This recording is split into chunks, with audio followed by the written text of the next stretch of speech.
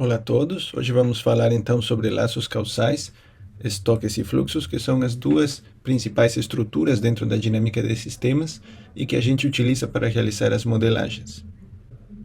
Então, relembrando o ciclo de modelagem que vimos na última aula, temos várias etapas, em total 8 etapas, que consideram as atividades realizadas dentro do processo de modelagem.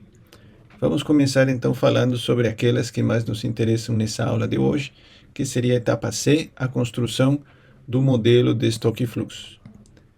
E esse modelo de estoque e fluxos, ele vai funcionar lembrando essa metáfora da banheira, como se fosse um repositório, um reservatório de água, que representa o estoque, que acumula, nesse caso, água, e que existem fluxos de entrada e saída que servem como os direcionadores, os controladores desse nível de água. Neste caso da banheira, teríamos, por exemplo, uma entrada de água e uma saída de água, que são os que regulam qual será o nível, o determinado nível de água dentro da banheira. Alguns exemplos de estoques e fluxos podemos ver aqui na tela, como o caso da população de uma determinada espécie ou até uma população humana, que pode ser agregada num único estoque e que basicamente se alimenta esse estoque pelos nascimentos por ano, por exemplo, e esse estoque também pode perder o seu nível pelo número de mortes por ano também, por exemplo. Assim também podemos desagregar esse estoque de população em vários grupos.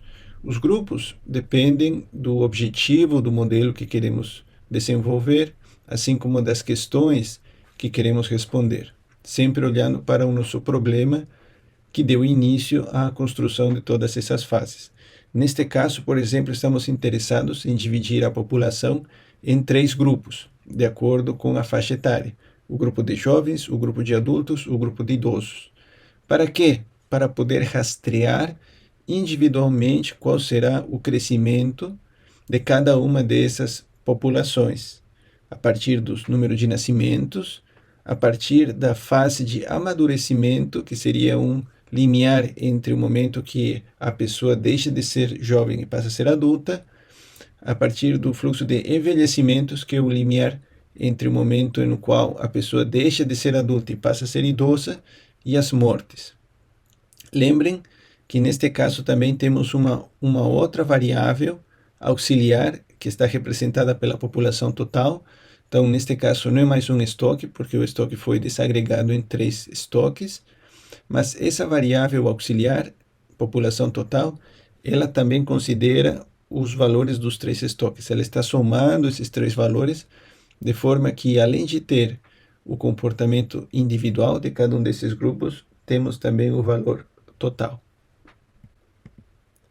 Temos mais um exemplo que, no caso de uma cadeia produtiva de uma determinada indústria, onde os estoques representam a quantidade de produtos em processo ou a quantidade de produtos acabados. Começando pelo inventário, né, dos ingots, um segundo inventário das fábricas e o terceiro inventário, que seriam os produtos em uso, neste caso falando do alumínio. Produção, envios ou entregas de alumínio e as entregas do produto em si. E também podemos representar outro tipo de indústria, como no caso do petróleo, onde começamos com um estoque que representa as reservas de um determinado país, por exemplo, Kuwait, o fluxo que representa a produção desse país, produção ou extração dessas reservas para um novo estoque, chamado o estoque de petróleo armazenado no país. Passamos para um outro fluxo, que é o transporte desse petróleo para os navios. O próximo estoque, o estoque em trânsito, que seria o petróleo em trânsito, que representa o tempo que demoram os navios em chegar ao seu destino. O próximo fluxo, que representa a descarga desses navios, descarga do petróleo dos navios, para ingressar num novo estoque, que seriam as refinarias. A saída das refinarias, então, são os envios desse petróleo refinado para os estoques das distribuidoras. Essas distribuidoras logo vendem esse estoque que elas têm, que chega ao que seria aqui os estoques individuais, né? Por exemplo, um estoque individual seria o tanque de combustível de um veículo. E, finalmente, o consumo desse petróleo, né? O consumo desse combustível refinado. Então, percebam que, neste caso, estamos vendo toda a cadeia, desde as reservas, desde a extração do petróleo até o consumo. Depende, novamente, do que é que queremos estudar, qual elemento, né? Não necessariamente precisamos identificar toda a cadeia, mas, às vezes, a gente tem interesse num pedaço da cadeia. Por exemplo, no refino do petróleo, e neste caso, então, a gente poderia fazer um modelo completo apenas, entendendo mais a fundo como que acontecem as etapas desse refino do petróleo, né, quais são os atores, quais são os principais processos, e, novamente, identificando estoques, fluxos e como eles se conectam. Graficamente, então, um estoque e um fluxo se relacionam a partir de uma função, né, onde a função em si representa o fluxo e a área que está denotada ali pela letra S entre um ponto A e um ponto B, toda essa área abaixo da curva, representa o estoque. Tá? Essa também pode ser considerada uma explicação matemática, pois o estoque representa a integral e o fluxo representa a derivada. E ambos se relacionam porque, ao mesmo tempo que o estoque representa a integral dessa função da derivada, a derivada do fluxo representa o estoque. Então, podemos ver ali no gráfico da direita a relação entre a variável Q e a variável V. Né? Nesse exemplo, a variável Q representa o fluxo e a variável V representa o estoque. Então, vejam que no gráfico de cima, o variável V, que é o estoque, ele cresce a partir das mudanças que acontecem a cada intervalo de tempo na figura de baixo, que é a figura do fluxo Q. Então, essa é a relação entre o estoque e o fluxo.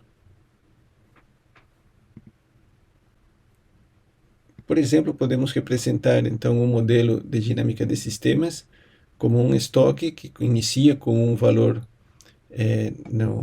no caso desse modelo, com um valor de 100. A taxa de nascimentos por ano é um resultado da taxa de natalidade, que representa o percentual de nascimentos por população, por exemplo, 8,85%, essa taxa de natalidade, o que leva a um fluxo calculado de nascimentos por ano, que seria a população vezes essa taxa de natalidade. Da mesma forma, a taxa de mortalidade, neste caso 2%, levando a um cálculo de mortes por ano, que representaria a população vezes a taxa de mortalidade, isso para cada período. Este é um exemplo sobre como é que a gente pode calcular mentalmente os estoques, né? E aí, no caso, a gente tem um conjunto de dados que representam pessoas ingressando numa loja ou saindo de uma loja por minuto, né? Então, se estamos falando por unidade de tempo, neste caso por minuto, estamos falando de um fluxo, certo? Então, ele está representando na linha preta o fluxo de entrada de pessoas e na linha vermelha o fluxo de saída. Então, se a gente considerar esses dois, fluxo de entrada e saída, para cada minuto ao longo desses 30 minutos, o valor do estoque, ou seja, o estoque seria o número de pessoas que de fato estão na loja, seria as entradas menos as saídas naquele minuto e mais o número de pessoas que já estavam no minuto anterior. Então, por exemplo, se consideramos que na loja, no minuto 0, já tínhamos 10 pessoas, no minuto 1 teremos, como mostra a figura, teremos 14 pessoas ingressando na loja e teremos 10 pessoas saindo da loja. Então, teríamos 10 pessoas que já estavam na loja, mais 14 pessoas que entraram, menos 10 pessoas que saíram. Então, quer dizer que no final do minuto 1, teríamos 14 pessoas. No minuto 2, temos 16 pessoas entrando aproximadamente, e temos 11 pessoas saindo. Então, teríamos as 14 que estavam no minuto 1, mais 16 pessoas, dá 30 pessoas, e menos 11 pessoas, né? Menos 11 pessoas que daria, então, 19. Então, esse seria o valor do nosso estoque no minuto 2. E assim, sucessivamente, podemos fazer o cálculo do estoque. Por que que esse gráfico é interessante? Porque veja que ele foi, inclusive, publicado numa revista importante, no Journal of Operations Management, em 2015, e aí esse exercício foi realizado com várias pessoas que tinham cargos de gerência média em grandes empresas, e aí a lógica era como que essas pessoas conseguem pensar analiticamente, né? E conseguem entender qual é o comportamento dos estoques e fluxos apenas com o seu raciocínio, né? Apenas com o seu intelecto, sem usar computador. E aí eles perceberam no resultado que a grande maioria das pessoas errava nessas duas perguntas que aparecem ali. Porque as pessoas naturalmente não têm uma noção clara de como o fluxo e o estoque se relacionam, né? Então esse é um ponto importante para poder ressaltar o uso de software, como um software que a gente vai usar ao longo do trimestre, né? Stella, Vencim e outros, justamente para facilitar essa interpretação do estoque e fluxo, já que mentalmente é difícil, apenas considerando neste caso um fluxo de entrada, um de saída e um estoque. Imaginem como é em problemas muito mais complexos, onde temos vários estoques interrelacionados, vários fluxos que dependem entre si, e então ali é muito mais difícil prever qual vai ser o comportamento desse sistema se a gente não usar um software especializado. Agora vamos passar rapidamente para os laços causais, que é a outra ferramenta importante da dinâmica de sistemas, junto com os estoques e fluxos. E quando falamos dos laços causais, estamos entrando então na etapa D, que seria o desenho do diagrama de laços causais, também conhecido como CLD. Mas para isso, primeiro vamos entender o que seria um CLD. O CLD ele ajuda a representar de forma qualitativa a estrutura de realimentação de um determinado sistema. E a gente usa o CLD primeiro para entender quais seriam as causas, as possíveis hipóteses que levariam a explicar um comportamento de um determinado sistema. Aquele sistema, né, aquela realidade que estamos estudando. Isso também ajuda a identificar os diferentes modelos mentais dos indivíduos. Um modelo mental, basicamente, é a forma como o indivíduo enxerga essa realidade.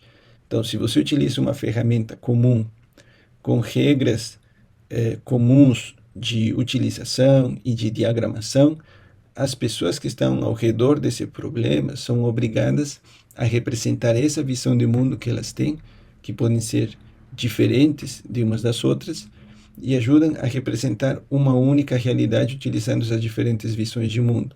O que acontece é que, na prática, muitas vezes isso ajuda as próprias pessoas que fazem parte desse sistema ou desse contexto a entender melhor o que de fato está acontecendo, né? Criam uma compreensão comum desse problema.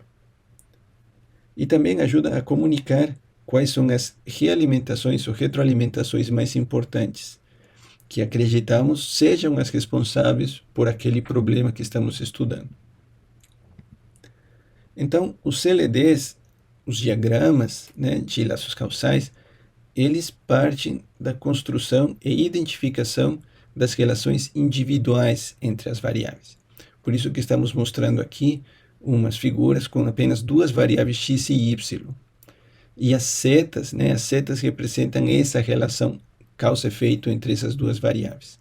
No caso, essa polaridade, né, e essa direção da seta representa que a variável x está afetando a variável y, em ambos casos. O que muda é o sinal que seria essa polaridade, mais ou menos, que aparece lá na ponta da seta.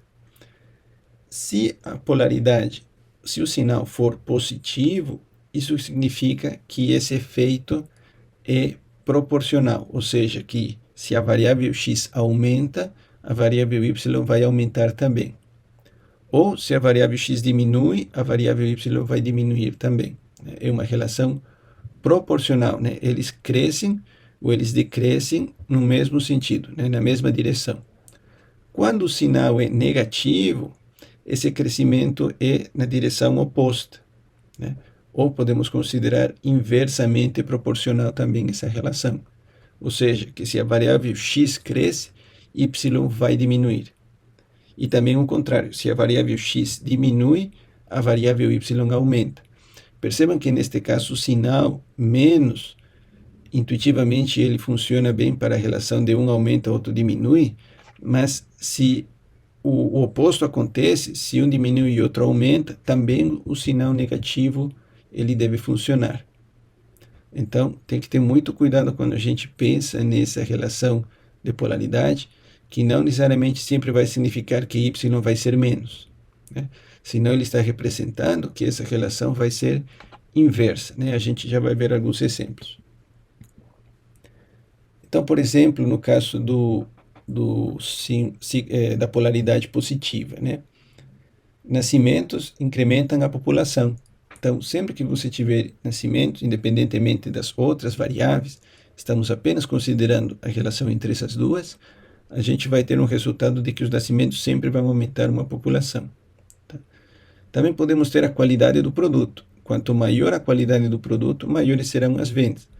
Quanto, isso é outra coisa, né? A gente pode depois fazer um modelo mais específico, identificando qual é a intensidade, né, essa percepção do cliente, por exemplo, com relação à qualidade, e quanto que isso pode aumentar as vendas. Né? Mas isso é lá na frente, quando a gente estivesse descrevendo e desenvolvendo e detalhando mais o nosso modelo.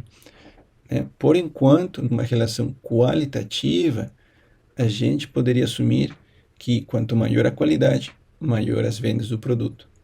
Agora, o exemplo mais interessante é quando temos o sinal negativo, né? E veja o que acontece.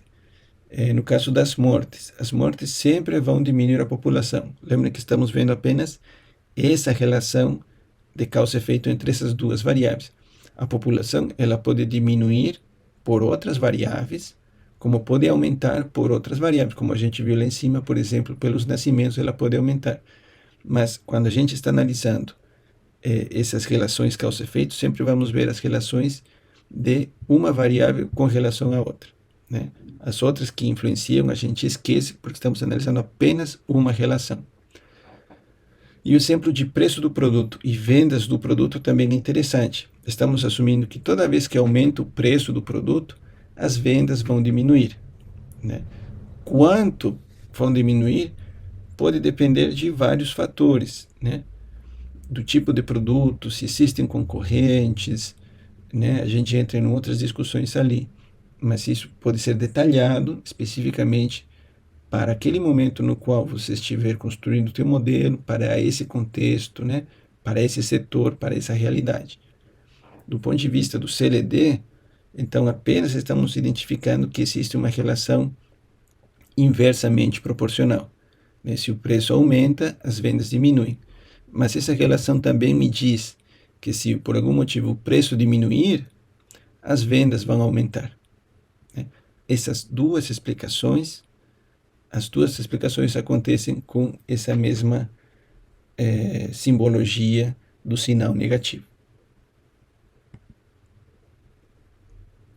Algumas boas práticas usadas para construir esses diagramas são sempre representar o nome da variável, né, sem nenhum tipo de sentido de crescimento ou redução, né, o incremento, né, o aumento, simplesmente deixar a palavra que representa aquela variável sem nenhuma conotação de ação, né, de ação no sentido de aumentar, diminuir, de ser bom, de ser ruim, né, apenas deixar o substantivo. Por quê? Porque o que vai definir se essa variável aumentar ou vai diminuir vai ser, primeiro, a relação, ou seja, a seta que está unindo essas duas variáveis, e o sinal, a polaridade, positiva ou negativa, né? Então, no caso da direita, se eu tivesse duas variáveis, incremento de custos, incremento de preço, e eu tivesse esse sinal positivo, estaria sendo redundante a minha explicação, porque o sinal positivo já está dizendo que ambos vão crescer no mesmo sentido, né? Ao mesmo tempo, estaria errada, porque se nessa relação de sinal positivo, lembra que as duas variáveis elas vão na mesma direção. Então, no caso, se os custos caírem e o preço cair também, essa denotação, esse nome da variável que eu dei, ela não estaria mais representando, né? Estaria falando apenas de incremento. O que acontece quando tem redução, né? Então, não estaria mais claro. Já no caso de baixo, que é o caso certo, os custos e o preço, eles tanto podem aumentar, eles estão indo na mesma direção, os custos influenciando no preço, assim como eles podem diminuir, da mesma forma, os custos influenciando o preço. Então, uma vez que a gente entendeu brevemente como funciona essa relação variável a variável, eu consigo pensar no diagrama CLD como a inclusão de várias dessas variáveis, identificação de várias dessas relações individuais, sejam elas positivas ou negativas, entre elas. E com isso, procurando-se sempre a identificação de laços de retroalimentação, ou seja, variáveis que, na medida na qual elas se relacionam individualmente por pares, elas consigam fechar ciclos de retroalimentação entre elas. Quando a gente encontra ciclos, é que realmente estamos conseguindo construir um verdadeiro diagrama de CLD. E na prática, isso pode ser um pouco difícil no início. Porém, pelos vários exemplos, pelas várias décadas de pesquisa que existem usando essas ferramentas, a gente sabe que em qualquer tipo de sistema sempre vamos ter ciclos de retroalimentação. Então, eles existem. De fato, a realidade funciona dessa forma. O que nós temos que fazer é entender e tentar se esforçar para poder identificar esses ciclos. E existem dois ciclos ou dois laços de retroalimentação. Na medida em que eu encontro esses ciclos de retroalimentação, eles podem ser de duas categorias. Também podem ser positivos ou também podem ser negativos. O positivo a gente vai chamar um laço de reforço e o negativo a gente vai chamar um laço de balanceamento. Um laço de reforço, estamos vendo aqui no exemplo do lado esquerdo, é quando eu tenho as variáveis que estão relacionadas, né, sempre fechando um ciclo, então a gente tem que ter cuidado para identificar para onde que está indo a direção da seta. Neste caso é muito simples, porque tenho apenas 3 variáveis e eu consigo ver que 2 delas, elas estão fechando um ciclo, certo? E eu vejo que cada uma dessas setas também tem um sinal na ponta da seta, que me indica se essa relação individual entre essas duas é positiva ou negativa. Um laço de reforço, então um laço de reforço positivo, ele vai se dar quando nessa relação de variáveis, eu tiver variáveis onde o número de sinal positivo é par. Por exemplo, neste caso, tenho 2 sinais positivos, então o número de sinais é par.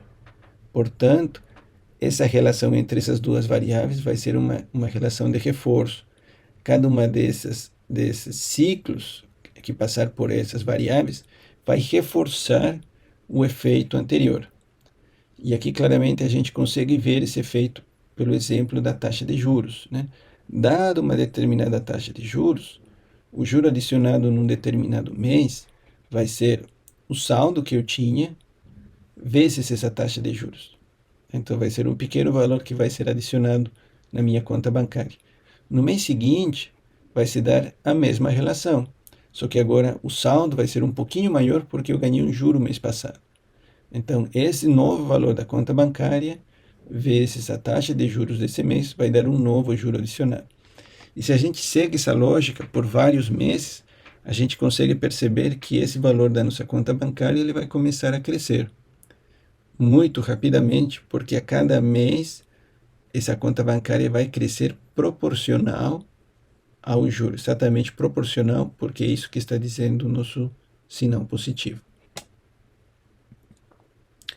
Já no caso de um laço de balanceamento, percebam que aqui tenho mais de duas variáveis, né? Tenho 4, 5 variáveis. Só que nelas estou relacionando também, comecei fazendo exercício individual, e na medida que eu fazia o exercício individual, identifiquei que todas essas variáveis, elas se fechavam num ciclo, num laço, certo? Então, o que eu tenho aqui? No laço de balanceamento, eu vou ter um número de sinais positivos ímpar. Quando eu tenho o número de sinais positivos ímpar, neste caso eu tenho 3 sinais positivos dentro do laço, esse outro aqui não conta, porque esse aqui está fora do laço, né? Então, esses 3 sinais positivos, eles vão me dizer que eu tenho uma relação de balanceamento. E a relação do laço de balanceamento, ou também conhecido como laço negativo, é que esse efeito dessas variáveis todas, eles vão se ajustar a um determinado nível, né? Eles vão tender a um determinado equilíbrio. Neste caso, o equilíbrio vai ser quando a quantidade de energia disponível que eu tiver para trabalhar diminua essa discrepância a zero entre o que eu tenho disponível e o nível de energia que eu desejo ter para poder trabalhar, né? Então, quando essas duas variáveis, a discrepância entre elas, a diferença entre elas, uma menos a outra, for zero, eu terei atingido o meu equilíbrio. Então, se isso aqui for zero, eu não vou mais consumir café e eu não vou precisar mais metabolizar a energia do café. E eu não vou ter, então, mais energia, simplesmente vou ter aquilo que eu já tinha, certo? O que vai acontecer se eu tivesse outros ciclos aqui influenciando? Essa energia que eu tenho disponível, ela vai se consumindo, porque à medida que eu estou usando ela, seja trabalhando, né, pensando, resolvendo problemas, essa energia vai se consumindo. Então, depois de um determinado tempo, essa discrepância vai crescer novamente, o que vai me levar a buscar por mais café, consumo de café, sendo que eu vou metabolizar essa energia e vou ter mais energia disponível. Então, por que é importante entender o que seria um laço de reforço positivo, que seria um laço de balanceamento negativo, e como que eles se constroem individualmente pelas polaridades, pelas relações individuais de variáveis par a par? Porque a partir dessa conceitualização, eu consigo entender o que seriam os modos de referência genéricos. E então, esses modos de referência genéricos, eles são identificados a partir dessas relações que eu falei e da construção de modelos de estoques e fluxos que podem explicar genericamente o que leva a cada um desses modos de referência genéricos, a cada um desses comportamentos genéricos. E vamos começar falando pelo crescimento exponencial. O crescimento exponencial se dá quando você tem um ou mais laços de reforço positivo que estão dominando esse sistema. Porque estou falando de um ou mais. Pode ser problemas mais complexos, onde você tem identificado mais de um laço. Podem ser laços positivos, negativos, né?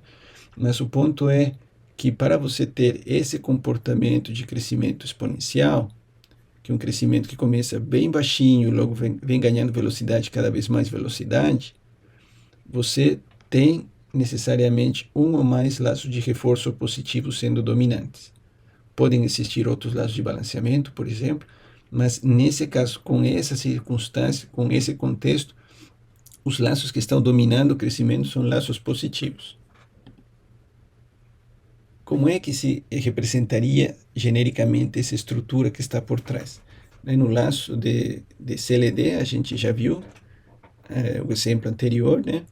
Onde eu tenho dinheiro e tenho juros. Então, simplificando essa estrutura, por exemplo, ela levaria a esse comportamento exponencial. No caso de um estoque fluxo, né, o que temos aqui? Temos um estoque que ele retroalimenta o fluxo, ou seja, o fluxo vai depender do valor do estoque e vai depender também de uma taxa de crescimento, que geralmente é um valor percentual, onde a cada rodada do modelo, o valor do fluxo que está entrando no estoque vai ser proporcional ao valor do estoque e essa taxa de crescimento. Se a gente traduzisse isso no exemplo dos juros, podemos representar que o dinheiro na conta bancária, o saldo da minha conta é o estoque, e que o fluxo representa os juros depositados. E que essa taxa de juros, esse percentual que eu ganho de taxa de juros, seria a minha taxa de crescimento. Então, a cada mês, o meu juro depositado, o meu fluxo de dinheiro que vai entrar no mês, ele vai depender do meu saldo e da minha taxa de juros. No mês seguinte, vou ter um saldo maior. Então, o fluxo, o juro depositado, vai ser o estoque, esse saldo maior, vezes a taxa de juros, e assim sucessivamente. E aqui tem alguns exemplos de como isso pode influenciar. Por exemplo, se a gente fala de taxa de juros, quanto maior a taxa de juros, mais rápido vai ser esse crescimento exponencial.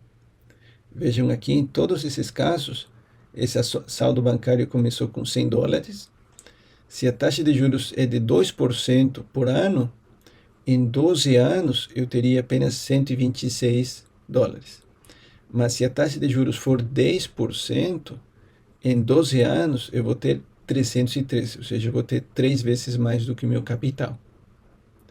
A estrutura por trás é a mesma. O que está levando esse crescimento é um ciclo de reforço positivo em todos eles. Mas a gente pode ver neste exemplo claramente que a sensibilidade desse modelo a esse fator, a essa variável auxiliar chamada taxa de crescimento ou taxa de juros, essa sensibilidade é muito alta, né? Vejam aqui nesse outro exemplo. Em 36 meses, dado uma determinada taxa de juros, né? Aqui ele não informa qual, mas em 36 meses, se eu parto de um capital de R$1.000, né? Em 36 meses, eu poderia ter R$53.151. Né? A cada mês, esses juros compostos, justamente nessa literatura de finanças, representa esse cálculo dos juros a partir do saldo total acumulado, né? Acumulado incluindo inclusive os juros de meses anteriores, né? Então vejam como é que o crescimento exponencial acontece. Ele começa pequeno no início, nos primeiros 4, 5 meses, 8 meses eu tenho um crescimento pequeno de capital, mas logo esse crescimento cada vez é maior, porque a cada tempo que passa ele começa a crescer mais rápido, até que neste momento, depois de 36 meses, eu tenho um valor muito mais alto do valor inicial que eu tinha. E um exemplo real pode ser conexões de geração distribuída, né, de energia elétrica, principalmente falando energia solar aqui no Brasil, o grande montante de geração distribuída é energia solar. E aí podem ver aqui no caso dos trimestres, começando em 2012, né, tinha apenas 3, logo 8, e assim foram crescendo muito rapidamente, até que em 2017 tinha quase 10.000. Né? Vocês percebem aqui o formato dessa curva, é um formato que cresce suave e logo começa a crescer cada vez mais rápido. Então, é um exemplo prático de um crescimento exponencial.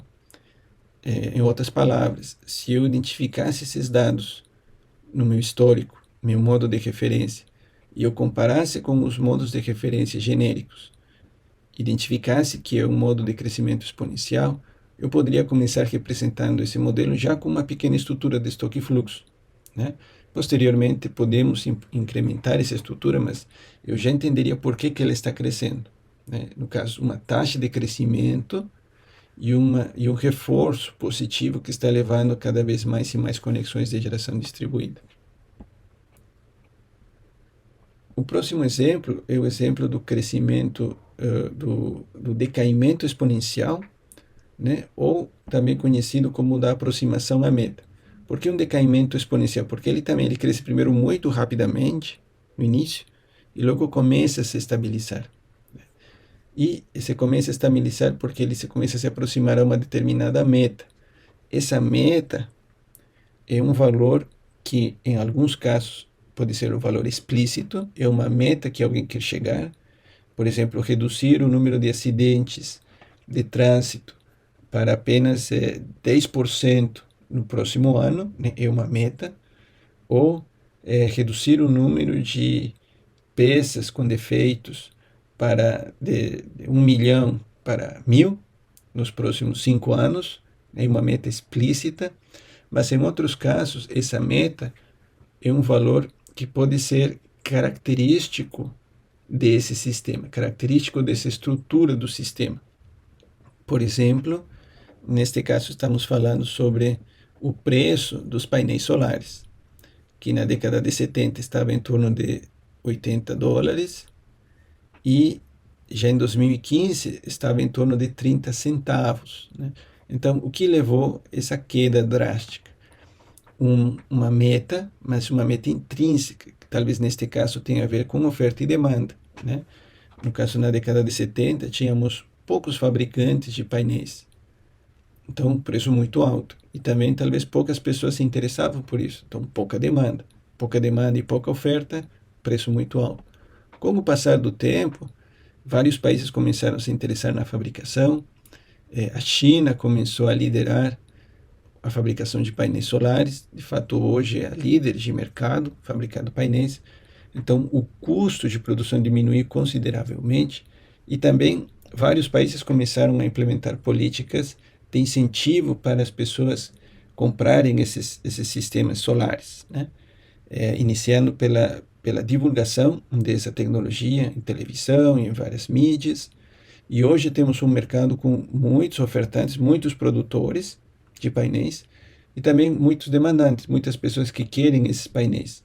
Então o preço caiu, portanto, nesse motivo, né? Ambas mudanças, tanto mais oferta quanto mais demanda. Então, nesse caso, a meta é um valor que está intrínseco com essa relação de oferta e demanda no mercado, né? Como podemos representar uma aproximação à meta? É a partir da relação, uma discrepância, uma diferença entre uma variável no meu sistema, uma variável que está sendo parte de um ciclo, e uma variável externa. Essa variável externa pode ser considerada a meta. Então, neste exemplo, eu tenho um café e a diferença de temperatura entre a temperatura do meu café e a temperatura ambiente, né, é o que pode me levar a decidir aquecer meu café. Então, eu peguei um café que está frio, né, porque ele está próximo da temperatura ambiente. A meta, neste caso, é um valor, é uma meta intrínseca ao sistema, né, a estrutura do sistema, que é a temperatura do ambiente, né. Então, o que eu faço? Eu aqueço meu café. Eu aqueço meu café para que a temperatura do meu café seja maior, né?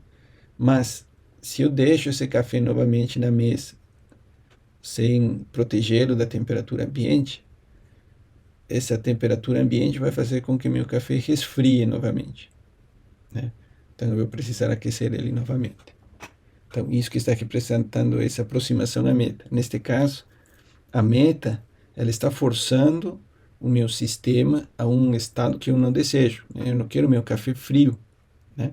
Mas, neste caso, a meta está forçando para esse sentido.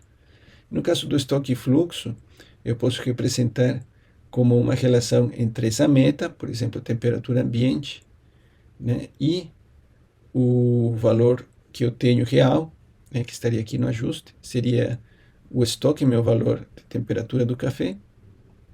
A relação entre esse estoque e essa meta vai ser a diferença, que aqui vai ser a diferença, e aqui inclui também uma variável chamada tempo de ajuste, que a gente sempre vai usar para esse tipo de sistema de aproximação, porque nessas aproximações, esse tempo de ajuste representa o tempo que demora o meu sistema em se aproximar dessa meta, né? De que vai depender? Vai depender das características específicas desse problema que estou estudando. Alguns exemplos, por exemplo, a queda de mortes por acidente de trânsito nos Estados Unidos desde a década de 1920 até 2010, né? Então, aqui existe uma meta que provavelmente foi explícita várias vezes nesse período, que levaram, por exemplo, a mais medidas de segurança, uso de cinto, policiamento nas estradas, enfim, várias ações que levaram a criar uma meta intrínseca, que à medida que essa meta foi sendo cumprida, essa meta ia sendo melhorada, digamos assim, né? O próximo, então, é o crescimento em formato S. A gente vai estudar ele um pouco mais a fundo depois, mas basicamente vamos entender de forma simplificada, que esse comportamento em formato S, também conhecido como crescimento logístico, ele se deve a que existem pelo menos dois laços, um laço positivo e um negativo interagindo, onde na primeira parte do crescimento desse sistema evidencia-se a dominância de um crescimento exponencial. Então vocês podem ver aqui nesse gráfico real, né, no início o crescimento é pequeno, logo cada vez mais alto, logo cada vez mais alto. É justamente o crescimento exponencial que a gente viu antes. Só que no caso do crescimento logístico, a partir dessa aproximação desse meu sistema a um determinado valor limite, uma determinada capacidade limitante, acontece uma transição na dominância. E essa transição leva a que aí comece a ter um comportamento de decaimento exponencial, né? Ou aquele de aproximação à meta, né? Aquele que a gente acabou de ver. Então, mais ou menos num determinado momento, percebam que agora ele não cresce mais rapidamente, senão que ele começa muito rápido, mas começa a desacelerar, né? Então, essa parte aqui nos lembra muito aquilo que a gente viu no caso do decaimento exponencial, né, ou da aproximação à meta, que é primeiro um crescimento muito alto e logo uma estabilização, né? Da mesma forma que um crescimento muito alto e logo uma estabilização. Então é exatamente isso que está acontecendo no crescimento logístico. E aqui simplificando, né, podemos ver dois laços, um laço de reforço, denotado pela letra R, e um laço de balanceamento, denotado pela letra B. Né? Ambos laços interagem, mas primeiro o laço de reforço, esse aqui grandão, é o que está dominando até que se chega a essa capacidade, né? O meu sistema, o meu estoque, chega a se aproximar e atingir essa capacidade, momento no qual não tem mais força para crescer, e aí começa a existir o efeito do meu laço de balanceamento, né? Que o laço de balanceamento está aqui. Na verdade, esse seria o meu laço de balanceamento, esse aqui seria o meu laço de reforço. E aqui podemos representar de uma maneira simplificada, né? O estoque, ele cresce inicialmente igual que o crescimento exponencial, que é a estrutura de crescimento exponencial, né? Temos uma taxa de crescimento, temos o estoque, né? Esse fluxo líquido vai ser a multiplicação de ambos, só que ao mesmo tempo tem um outro efeito aqui, um efeito que estamos chamando de recurso disponível, que depende dessa capacidade de carga.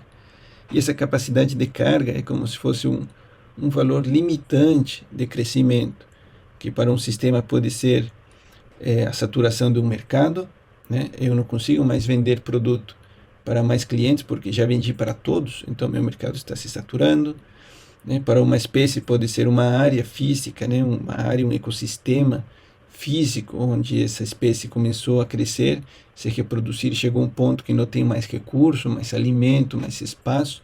Então essa capacidade de carga limita e restringe esse crescimento futuro, né?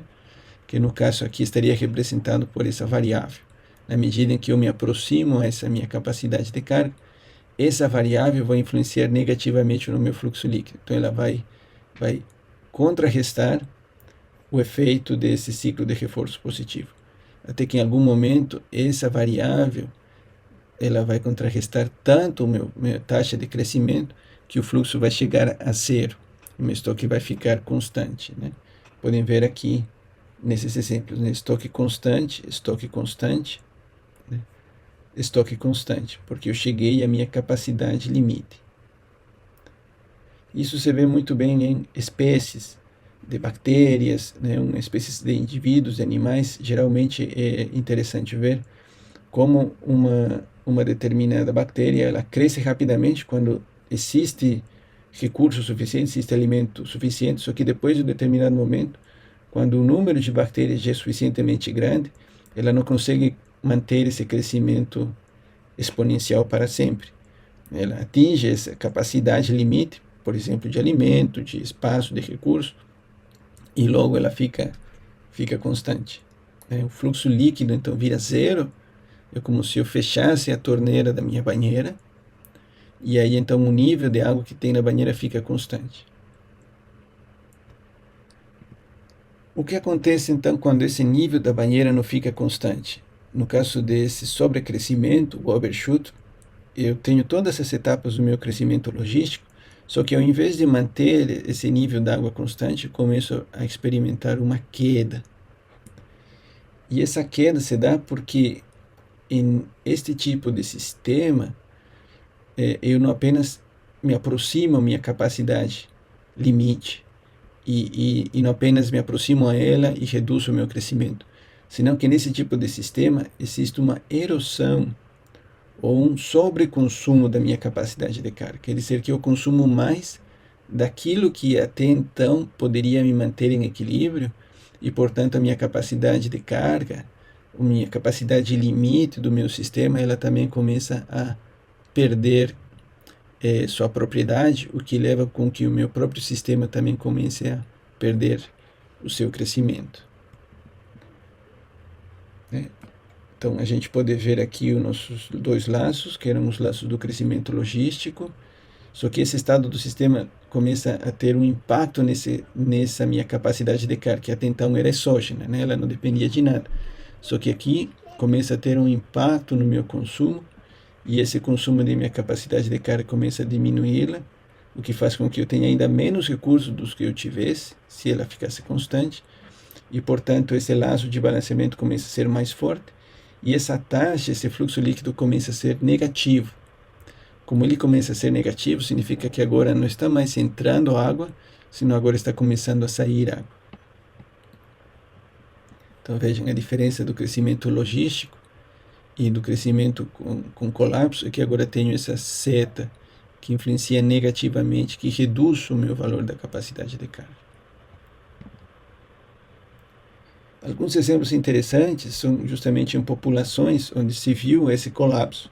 No caso da Ilha de Páscoa, por exemplo, né, existem registros históricos de um crescimento da população nessa região, até que em algum momento houve um colapso, e simplesmente a população começou a cair, eles começaram a migrar, né, doença, morte, imigrações levaram a que essa população caísse rapidamente, para que logo no início da década de 2000 se estabelecesse num valor bem mais baixo do que era 400, 500 anos antes.